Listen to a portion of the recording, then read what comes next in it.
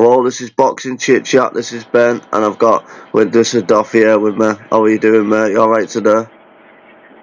Yeah, I'm not too bad. I'm not too bad. I'm just heading home. Yeah. Just heading home. Just seeing some mates. What are you up to? Yeah, just been to work today, things like that. So yeah, just it's great to get you on my channel, mate, and just want to talk about how you started your journey into boxing as well. First of all. So when I was younger, I've always wanted to learn how to kick someone's ass, like really.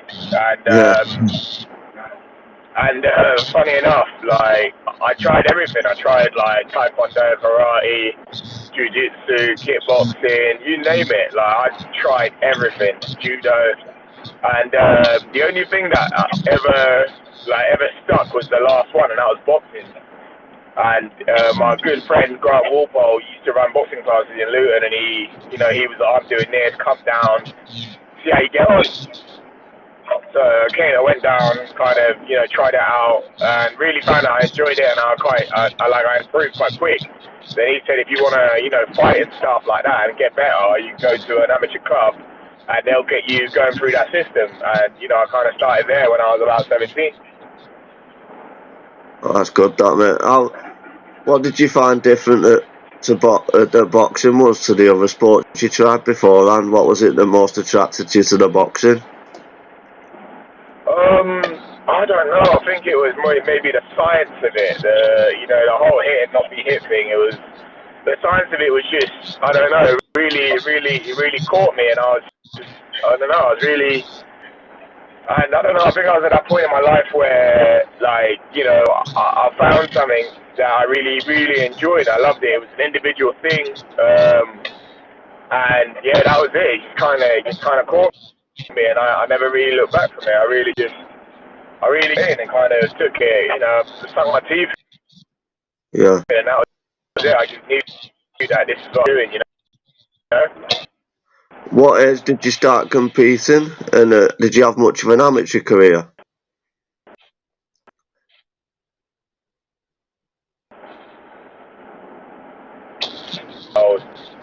Started fighting, started having loads of fights all the time, and he had about 40 fights in the space of like 3 years.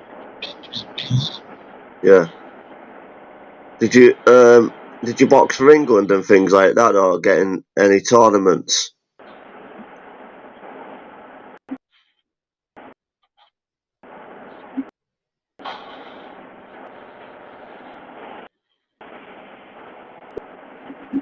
You alright there, mate? Can you hear me? Yeah, I can hear you. Yeah. Did you, like I was saying, did you manage to box for England or get into any international tournaments or anything like that? Yeah, I did a lot of Tri-Nation stuff. Did really well for the Tri-Nations and development, and trying out for the England squad. Unfortunately, I never got in. I never lost a fight for them, but I never got in. And yeah, so I never got picked to do anything like that. And yeah, so I kind of just left it alone and went down the professional route. And I kind of, that was it really. The amateurs, I always knew the amateurs weren't really for me anyway. Like it wasn't really for me. Like the short round kind of style, I like to go on, Yeah, do you think you get stronger like the back end of the fights as well? Yeah. Yeah, 100%. 100%. Yeah. And just talk about your big fight coming up with Denzel Bentley. How do you see that fight going, and what do you think are his strengths?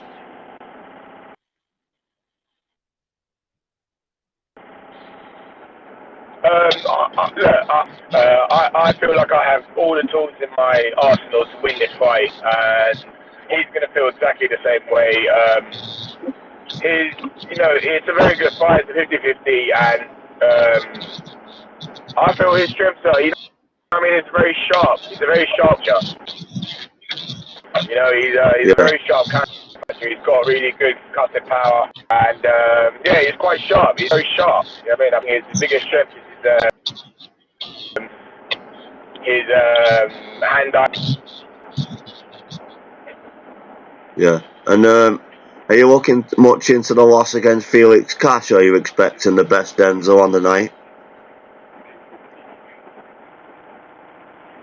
I can't really look back at the whole Felix Cash performance and take it as anything. You know, that fight was more of a where Felix Cash was in a level to where Denzel Bentley was. You know, it wasn't where Denzel was. It was more to where Felix was. So I can't really look at that fight as anything. I can't really look at that fight and take anything out of it in that sense.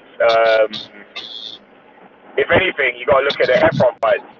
But you know, as fighters we improve every day, so I can't expect, it'll be naive of me to think that the same Denzel Bentley that fought any of those guys will be showing up for that, you know, going to be fighting me.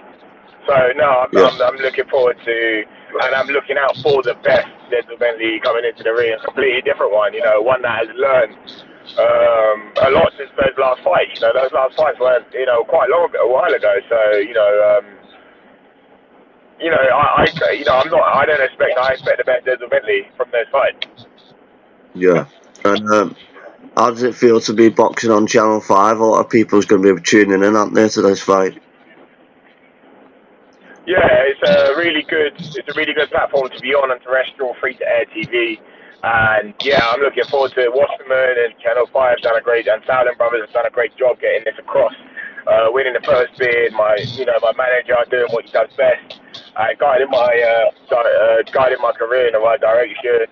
Wasserman using their pulling power to make sure the first bid was won, and you know, getting it on a platform like this. So everyone's done their job, and this is the best platform I could have ever imagined it on. Yeah, free to air TV.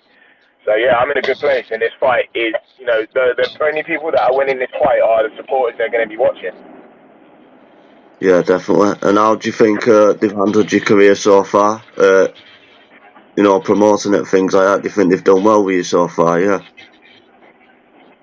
Yeah, 100%. You know, they've done their job. They've jumped in straight away. They've been very interactive with me. I can't really fault them. They're really good at their jobs. They're really good at what they do. And it's a fantastic place to be right now. And obviously, this is a little bit of history for you, for where you're from, Luton. Are you looking forward to making that history on the night? Is it 30 years since a guy from Luton's been a British champion? I actually think I got it wrong. It was about 20. Graham Earl was the last one. And he won it about 7, something like that. So yeah, it's about 20 years since someone's won it, and then it was Billy Sher before that. So I'd love for my name to go down in history as another person from Luton that wins the British title. You know, it's going to be a monumental achievement. You know, that comes off, and it'll be massive. It'll be mental. I've always wanted to make history. You know, one of the goals of me starting boxing and taking it seriously was to get my name in the history books as one of the best I've done something. So to have my name go down as someone that wins the British title for Luton is going to be massive. It's going to be monumental. Yeah, it's going to be incredible. It's going to be a good night. If, say, you win the fight on the night, are you looking to win the British title outright? Or are you looking to move on and do other things? Right now, I haven't really thought as far as to give, you know, what I'm going to do after. I just want to win it, and then we'll go from there. I just want to win the belt, and then we'll go from there. I don't really like looking too far ahead. And have you done everything different in this training camp than what you normally would do? Yeah, we're going harder, man. I didn't really think it was possible, but yeah, we're going harder. Everything's just going right, and we're just doing things that we did last time, but better this time. You know, it's a different opponent. We've got to change some things. We've got to change our tactics and things like that. So you know, we're doing a few things, we're tweaking a few things here and there, but all for the better. Yeah, and just talk about one of your fights previous in the lockdown. How did you find that whole experience and the nerves on the night with it? Because obviously there was no crowds in attendance. Was it a strange experience for you? I didn't think it would affect me as much as it did, but when I actually stepped out, I'm normally greeted by, you know, a massive roar from a lot of Luton faithful, and massive crowds, football fans, everyone said I tried my name. That's what I'm normally used to. So when I didn't hear that, it was just like listening my coach is clapping. It was a massive culture shock, and it almost felt like a glorified spa. And you know, after winning the fight in fact fashion as well, it was almost like an anticlimactic moment because I didn't really have that massive roar of everyone going nuts and things like that. So it's not something I'd want to do again.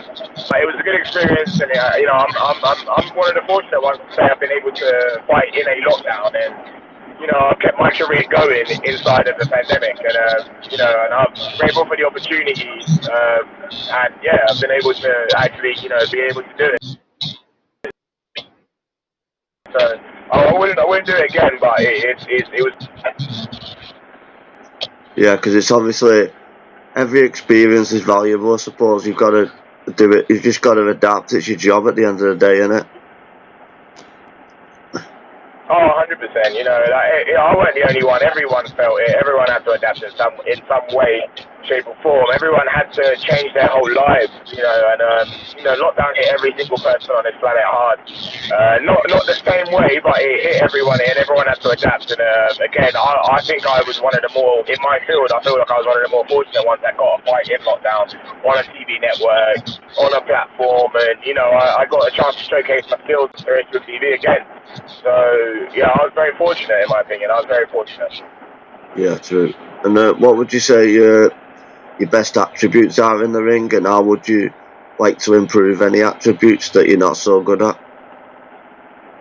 I learn every day. I'm trying to iron out my kinks every day. I think my best attribute is either my jab or my footwork.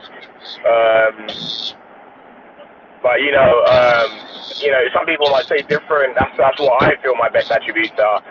But yeah, I need to. I still need to iron out some things before my next fight. And I'm working every day, every minute, every hour, just diligently ironing out all these little chinks in my armor and making sure that I'm the closest things to perfect when I'm walking into the ring. Yeah. And obviously the middleweight scene's very good in Britain. How do you rate the other fighters in the division? And are you looking to fight them down the line?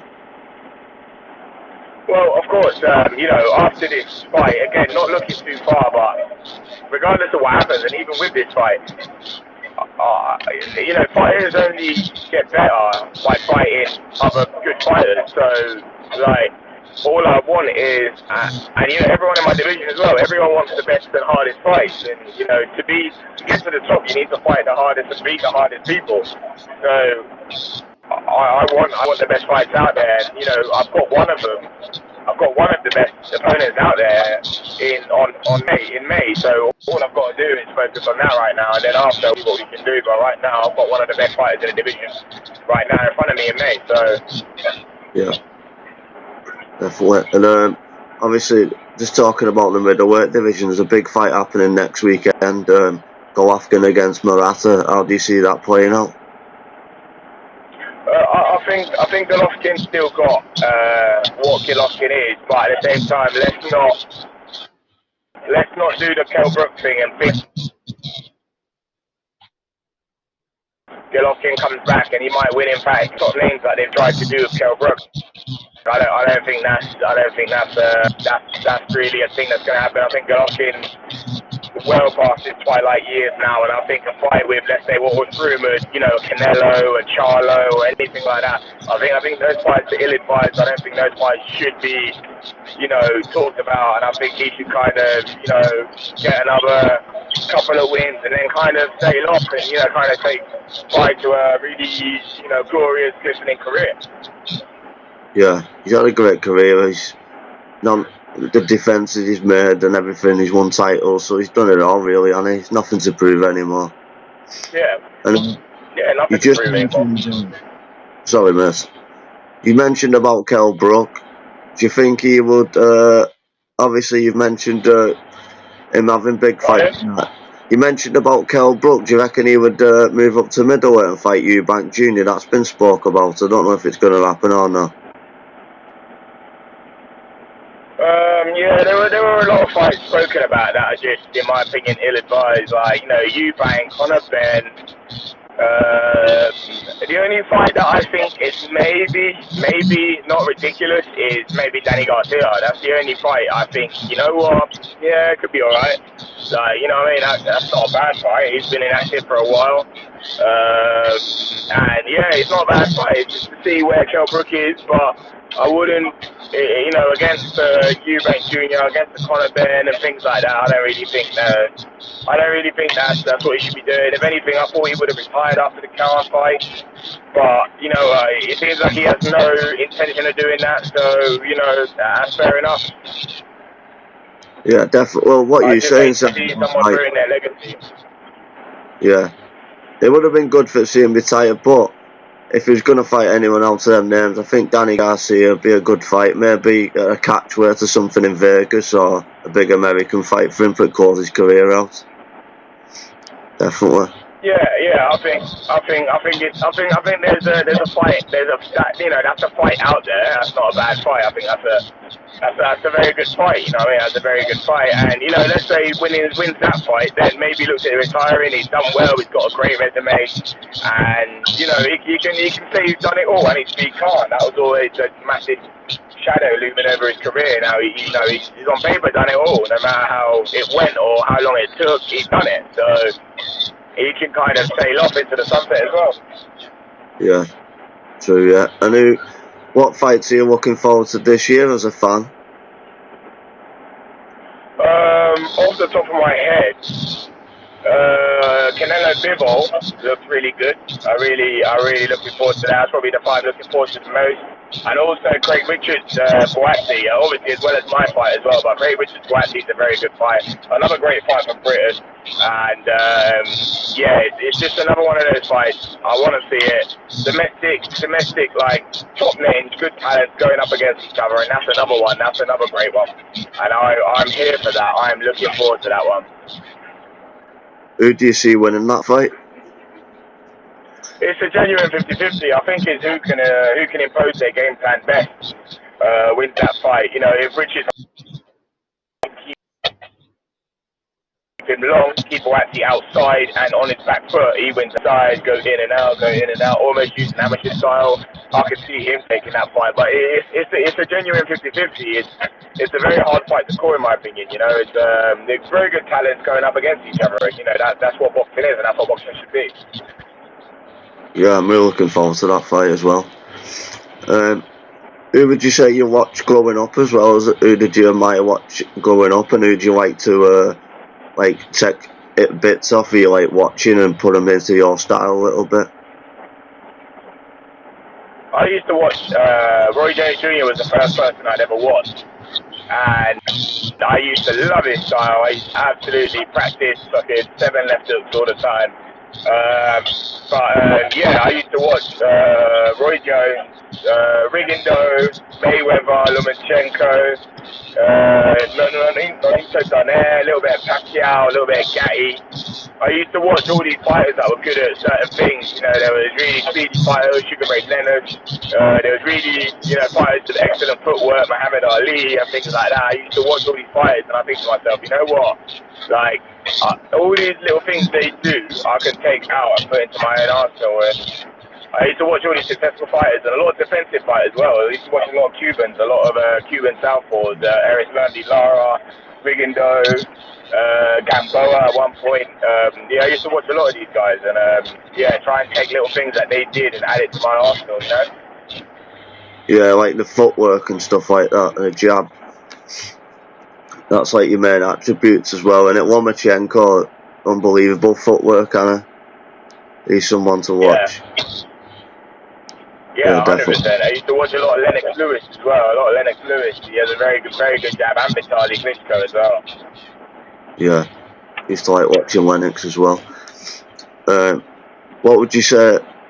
Did you say you were gonna win by a knockout in this fight, or are you willing to go 12 rounds if it has to get tough in there? I'm not fast. how I win, as long as I win the fight. I don't really care how it comes. All my goal is on winning the fight right now, so all I care about is that. Yeah, good stuff.